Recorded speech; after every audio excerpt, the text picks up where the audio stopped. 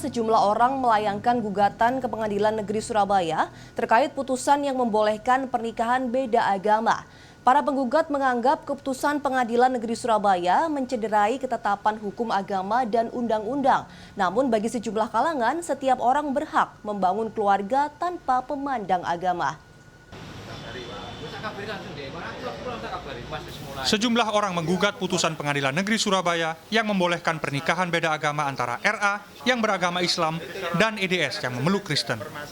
Menurut penggugat, keputusan ini mencederai agama yang mereka yakini dan sistem hukum di Indonesia.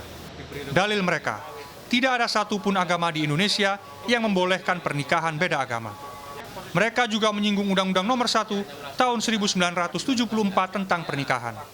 Tepatnya, Pasal 2 ayat 1 yang berbunyi, pernikahan adalah sah apabila dilakukan menurut hukum masing-masing agamanya dan kepercayaannya itu. Dampaknya bagi Islam terutama itu sangat besar sekali, terutama di syariat kita itu terkoyak. Nah, secara negara yang dirugikan siapa? Ya negara itu sendiri, karena undang-undang ini sudah tidak efektif lagi dengan berdasarkan putusan seperti itu. Ternyata banyak putusan seperti itu. Dinas Kependudukan dan Catatan Sipil atau Dispenduk Capil Kota Surabaya sebagai pihak yang ikut digugat menyatakan hanya menjalankan perintah pengadilan dan undang-undang. Menurut Kepala Dispenduk Capil Kota Surabaya, Agus Imamson Haji, para pemohon datang membawa berkas persyaratan lengkap termasuk pengesahan pernikahan dan putusan pengadilan. Dan ketika semua persyaratan yang ada itu sesuai Permendagri sebagai turunan dari undang-undang itu juga dicukupi, maka kita bisa proses. Dan harus memproses kalau sudah ada permohonan dan dicukupi, kalau tidak malah kita dianggap tidak menjalankan tugas.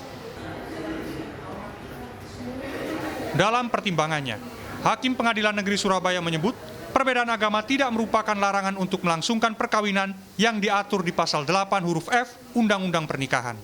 Manajer Advokasi Serikat Jurnalis untuk Keberagaman atau SEJUK, Tantowi Anwari menyebut, salah satu hak asasi manusia adalah mempertahankan agamanya, termasuk juga melangsungkan pernikahan.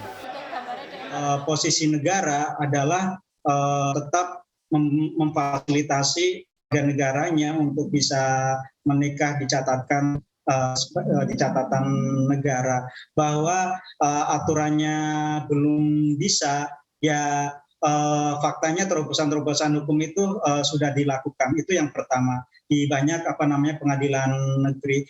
Yang kedua, fakta sosiologis tadi, dengan masyarakat Indonesia yang sangat heterogen, yang sangat plural, tidak bisa negara membatasi pilihan-pilihan mereka untuk bisa menikah, mendapatkan hak-haknya, karena kalau itu tidak diberikan, implikasinya panjang.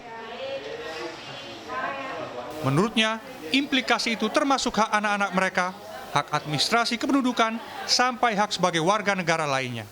Praktik pernikahan beda agama sebenarnya sudah berlangsung lama di Indonesia. Sejumlah tokoh di tanah air pun menjalani pernikahan beda agama ini. Miftah Farid, Miki Perisya, Surabaya, Jawa Timur.